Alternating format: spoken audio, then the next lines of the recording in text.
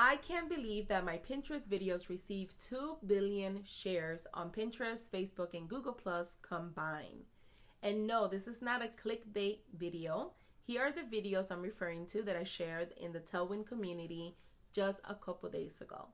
So as happy as I should be that my video pins were shared more than 2 billion times, I wanted to share why I think this is all BS in this video. So if you're interested in learning why I think this is wrong, make sure to watch until the end.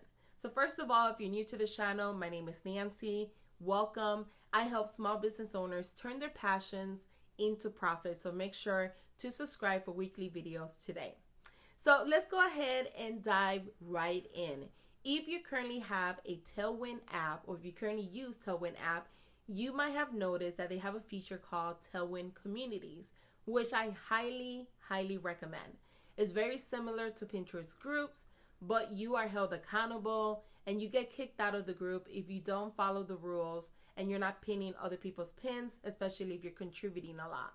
It's one of my secrets to driving unlimited traffic back to my brand, my affiliate products, and services.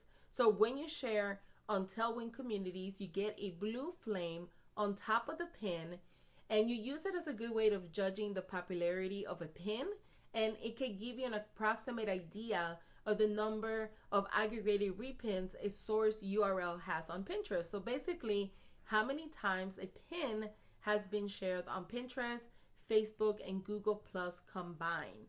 Now, it's not my first time getting a high number of shares, but I have never exceeded by the millions nor ever gotten billions of shares. So I don't think this is accurate. And the reason why is because if I did receive 2 billion shares, I should see a significant change in my Pinterest analytics. I do see a slightly increase of impressions, clicks. Pretty much overall, all my numbers have gone up, but not enough to warrant the 2 billion share.